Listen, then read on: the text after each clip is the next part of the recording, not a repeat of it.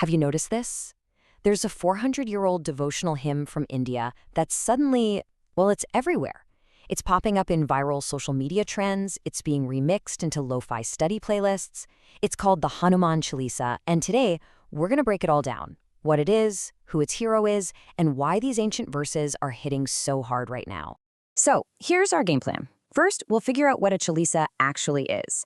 Then we're going to meet the superhero at the heart of it all, Hanuman, and dive into his legendary quest. We'll also explore why millions of people still chant these verses for protection and strength. And finally, we'll look at the incredible legacy of this hymn. All right, let's jump right in with the big questions. What exactly is the Hanuman Chalisa? And how on earth did this ancient text find its way into the 21st century spotlight? I mean, really think about it for a second. How does a spiritual text from 4 centuries ago get remixed into chill lo-fi beats that people study to? It's a pretty wild journey, and to get it, we have to go back to the very beginning. The first clue is right there in the name, Chalisa. It comes from the Hindi word chalis, which literally means 40. And that's exactly what it is, a hymn of praise made up of 40 verses, with each and every one dedicated to the Hindu deity Hanuman. Okay, so if the Chalisa is basically a 40-verse hype track, who's it for? Let's meet the star of the show, Hanuman. The entire hymn is like a character profile, painting this vivid picture of strength and devotion.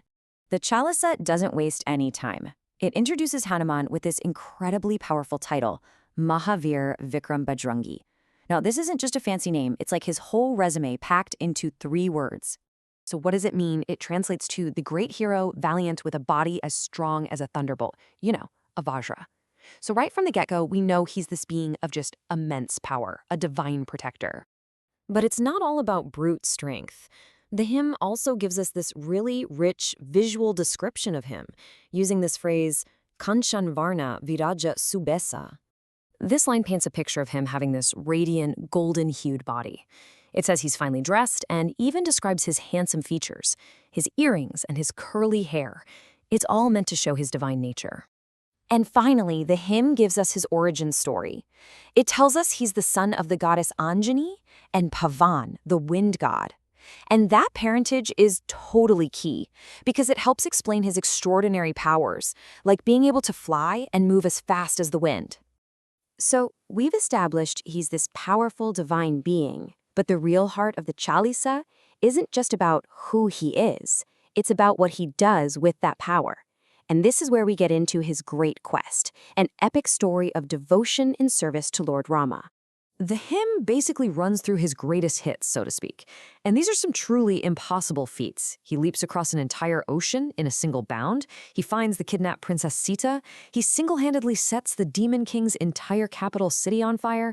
And he even carries a whole mountain just to deliver one life-saving herb for Rama's brother. It's just one epic deed after another. Now, a key power that lets him do all this is his ability to shapeshift. The Chalisa really zeroes in on this duality. On one hand, he can shrink down to a tiny form, a sukshma roop, to sneak past guards undetected. But on the other hand, he can grow into this terrifying giant form, a Vikat roop, to unleash absolute chaos on his enemies. It's this perfect combination of stealth and strength. And all of these incredible stories of power and devotion, well, that's exactly why people recite the Chalisa. For millions of believers, this isn't just about telling an old story. It's about actually calling on Hanuman's protective power and bringing it into their own lives.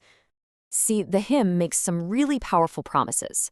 It's believed that just chanting Hanuman's name gets rid of fear and keeps evil spirits away. The verses claim to remove all sankat, all of life's troubles and pains. It's said to cure diseases, fulfill your righteous wishes, and even ultimately grant you liberation when your life is over. And all of this brings us to the hymn's lasting impact. For hundreds of years, Hanuman has been looked up to as the absolute embodiment of selfless service and righteous strength. And you know, if you had to boil down the entire promise of the Chalisa into just one single verse, it would probably be this one. Sankat kate mite sapira, jo sumire Hanumat balbira. And what this means is simple, but at the same time, just profound. It means all your troubles, all your pains are removed for anyone who just remembers the mighty, brave Hanuman. It's this powerful message of hope that by tapping into his strength, you can find the power to get through your own struggles. That right there is the core belief that gives the Chalisa its power. So that leaves us with one last question to chew on. In our modern world, which is so often about individualism, what does this ancient model of selfless strength and unwavering devotion really mean? Whether you're hearing it in a temple or on a lo-fi playlist, the story of a hero whose greatest power was his service to others, well, it definitely gives us a lot to think about.